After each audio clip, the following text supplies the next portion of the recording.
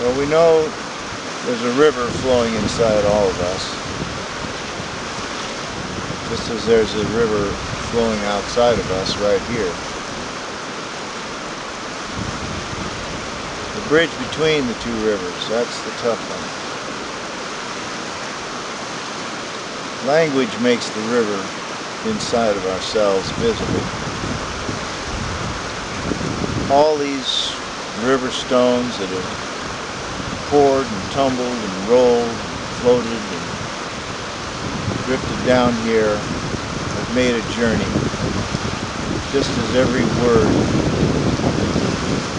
through 2 million years of people trying to speak to each other, sometimes probably as primitive as picking up 2 of these rocks and knocking them together, looking hopefully into the face of someone else for understanding.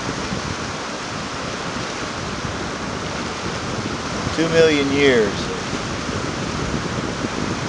words like these rocks tumbling down through the channels of DNA into our minds and coming out of our lips with the same hope for understanding. At least hope for mutual appreciation of being here at the same moment. Flowing of that river in our minds and the flowing of this river outside of our bodies means we are creatures of time. And every ripple is repetitive and every ripple is unique to its movement in time. I don't know why people just treat the way they speak so disrespectfully. They're afraid to talk. They get lines, a repertoire of very limited lines that they repeat. The walls have ears, or you know what I'm saying? Well, what are you saying? Say what you want to say. And as soon as you try to say something, you can get mocked. I remember a teamster on a forklift. I says, can you get that pallet up there? It's up there kind of precarious. He goes, oh, precarious. You know, let's face it, precarious. Is that too much to risk inaccurate description? It's basically, you think about all these stones tumbling and flowing down here and smoothed and carved by the tongue of the river, you might say, into unique shapes. All of them being milled into a sphere or rounded. It's like that definition of sculpture that Michelangelo popped out with, that if you want to create a sculpture that's coherent and all of a piece, roll it down the hill, and whatever breaks off is superfluous to the form that's trying to emerge from the rock. But it's a continual process, so everything is being smoothed and rounded, and every new guttural utterance that struggles up out of ourselves is jagged and sharp and dangerous. Like Lawrence says, every new utterance has an element of danger in it.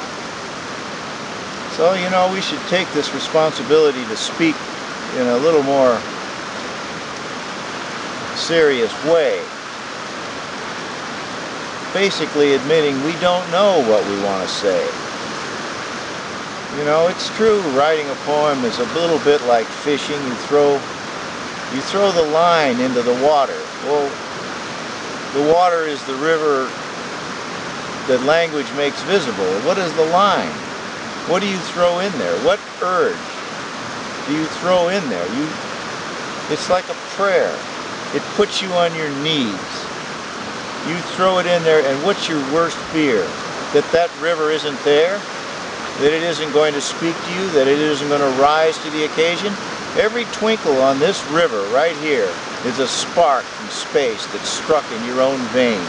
And it's there for you if you access it, which you can access, if you just take off your clothes, so to speak. You know, like in Lear. Let me tear these lendings off. The royal robes, the business suit, the jeans, the leather jacket, the vest, the badges, the honors, your graduation robes, your underpants, your jockstrap. Take all that shit off if you want starlight to flicker on your tongue. And without starlight between us, there's no flint struck. There's no fire flaming out between us. There's no love. There's no heart on fire. And the heart on fire is the earth inside of ourselves. That's the gist of it at this moment.